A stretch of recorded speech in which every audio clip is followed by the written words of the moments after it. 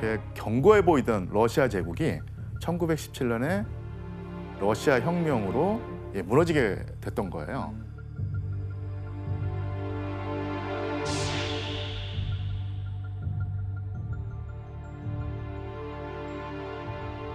그래서 이제 러시아 제국이 무너지고 나서 이 혼란스러운 상황에서 우크라이나에서 그 민족주의를 표방하는 정치 세력이 1917년 11월에 우크라이나 최초의 독립국, 그래서 우크라이나 국민공화국을 선언하고 본격적으로 우크라이나라고 하는 이름이 이제 역사에 등장하게 되죠.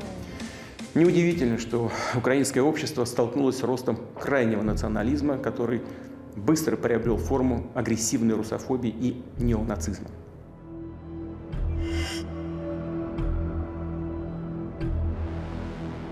Вам говорят, что мы нацисты. Но разве может поддерживать нацизм народ, который за победу над нацизмом отдал больше 8 миллионов жизней?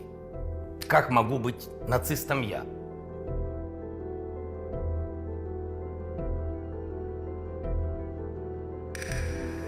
사실은 그 한국에서는 널리 알려져 있지는 않은데요. 이 러시아는 그 우크라이나의 극단적인 민족주의자들이 우크라인들 사이에서 반러시아 감정을 부추긴다고 주장을 하고 있어요. 아직도 나치 세력이 있다는 거예요? 예, 그래서 러시아가 주장하는 그 반러시아 감정이 우크라이나에 왜 존재하게 되었는가, 그것도 한번 살펴봐야 됩니다. 1930년대 초의 홀로도모르입니다. 홀로도모르 뭐죠? 아, 그렇죠. 그때 그 사진이 봤어. 그러니까. 예. 길거리에 막 굶어 죽은 사람들이 있고. 예, 상당히 그 비극적인 모습인데요. 그러니까 우크라이나는 당시 그 소련의 그 식량 생산을 4분의 1 정도를 책임지고 있었어요. 워낙 많이 차지했네. 예, 그 농사가 잘 되는 땅이었기 때문에.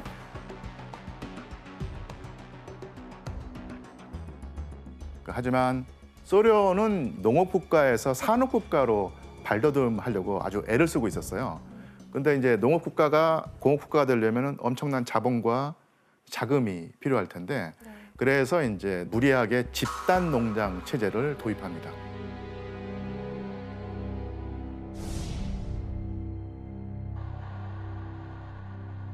그래서 집단 농장을 통해서 이제 거기서 확보한 자금을 공업에 집중적으로 투자해서 소련을 공업 강국으로 만들겠다는 거였어요.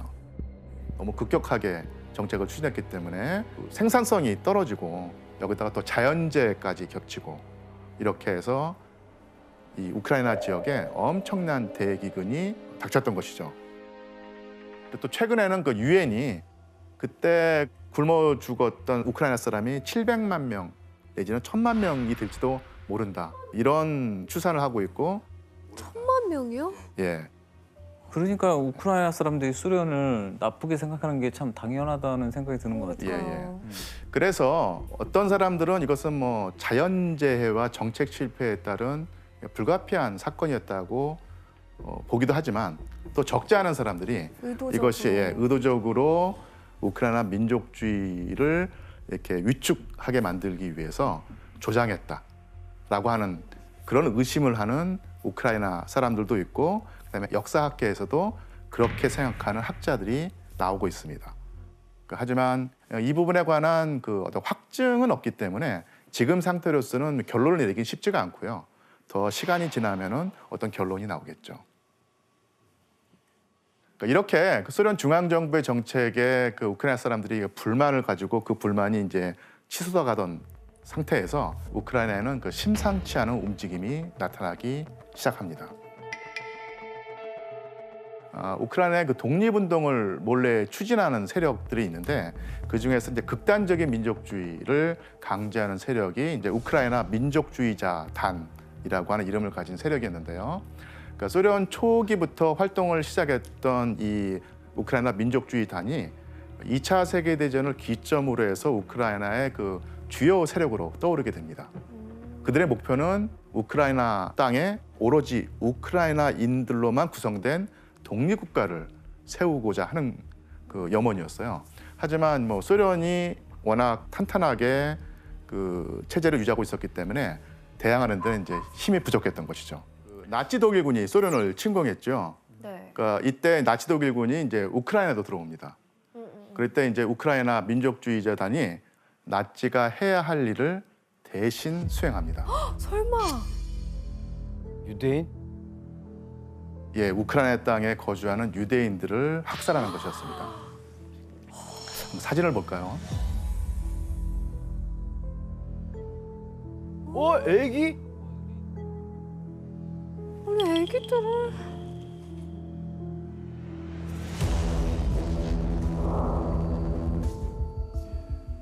아니 어떻게 저런 어린 애기들을.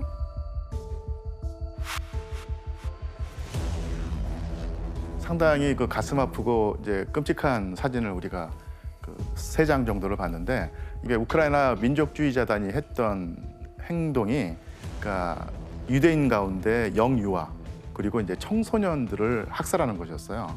그러니까 이때 소련 안에 있던 수많은 유대인 아이들과 청소년이 이들의 손에 목숨을 잃었다고 합니다. 그러니까 우크라이나 민족주의자단은 독립이라는 명분을 내걸고 우크라이나 땅에 있는 소수민족 그리고 특히 이제 유대인들을 상대로 해서 살해를 자행을 했는데요. 특히 이제 서부의 몰린이라고 하는 그 지역이 있는데 거기 살고 있는 유대인 주민 가운데 98%가 이때 몰살을 당했다고 합니다. 민족주의단이 제일 잔인한 것 같아요. 무섭네요 너무. 그래서 그를 추종하는 극단적인 그 민족주의자들이 의도적으로 러시아 혐오를 불러일으키고 있다. 콕 집어서 말을 했거든요. 이 사람이 우크라이나 민족주의자단의 지도자였습니다. 그리고 나치의 그 반소련 정책에 동조하면서 순수한 우크라이나인들의 단일 민족 국가를 세우기 위해서는 우크라이나 사람들을 못 살게 군 다른 민족을 다 쫓아내버려야 한다고 주장을 합니다.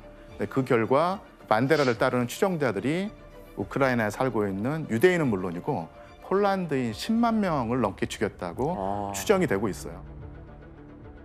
이런 사실을 이렇게 부정하고 언급하지 않으려고 하는 세력이 있죠. 예.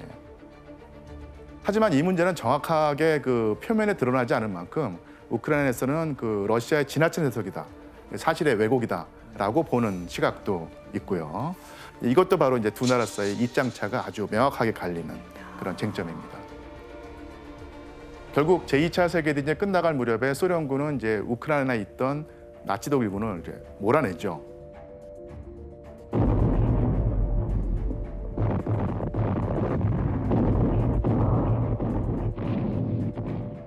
하지만 우크라이나에 남아있던 그 반소련 의식 그리고 소수민족 학살로 우크라이나가 아주 혼란스러운 상황이었거든요.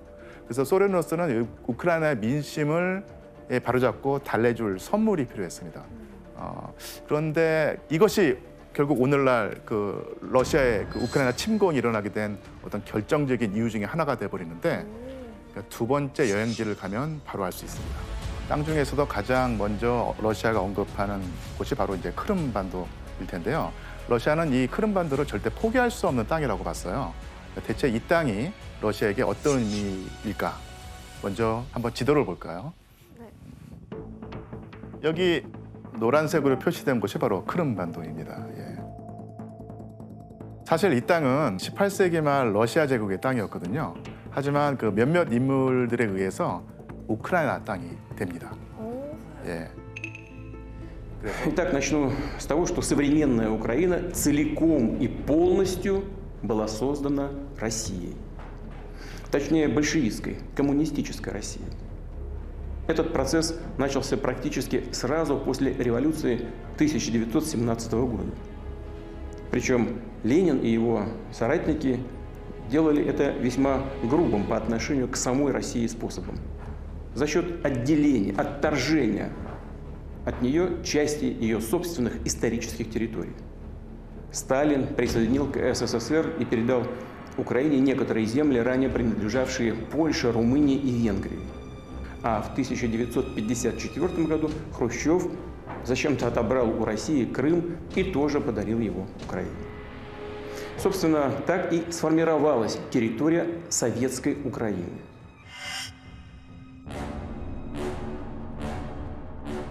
Это наша земля, это наша история. За что вы будете воевать? и с кем. Мы разные, но это не повод быть врагами. Мы хотим сами определять и строить свою историю мирно, спокойно, честно.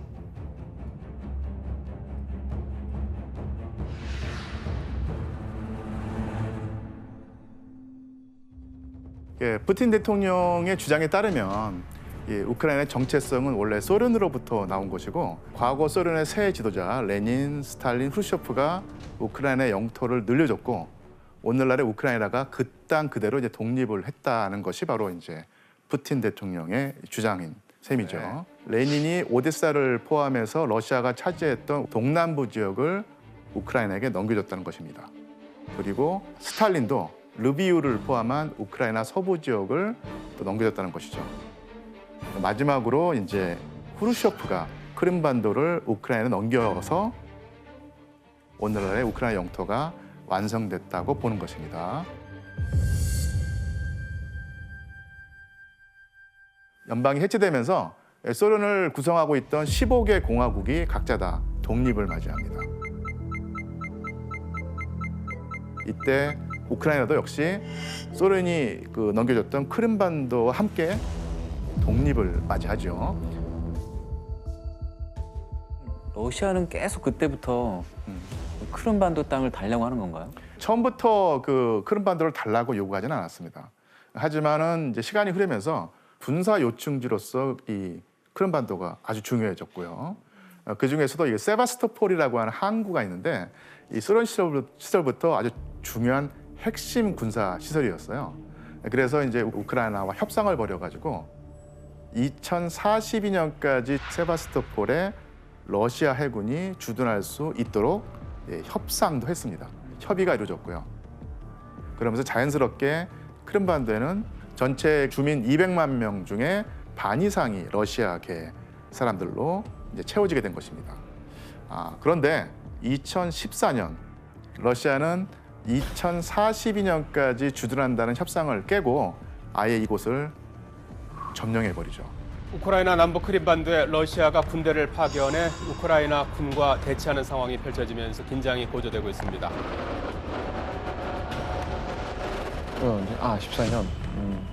14년도에 저런 일이 있었어?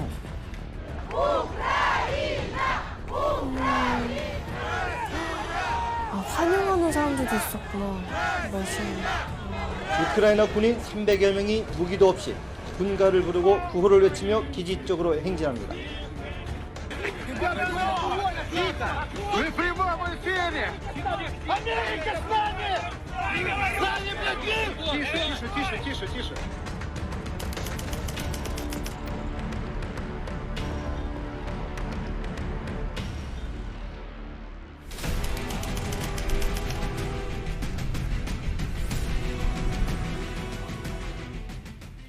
나중에 이제 사태를 파악하게 된 이제 국제 사회가 러시아가 이제 우크라이나를 강제 병합한 것이 아니냐고 이제 비난과 비판을 했거든요.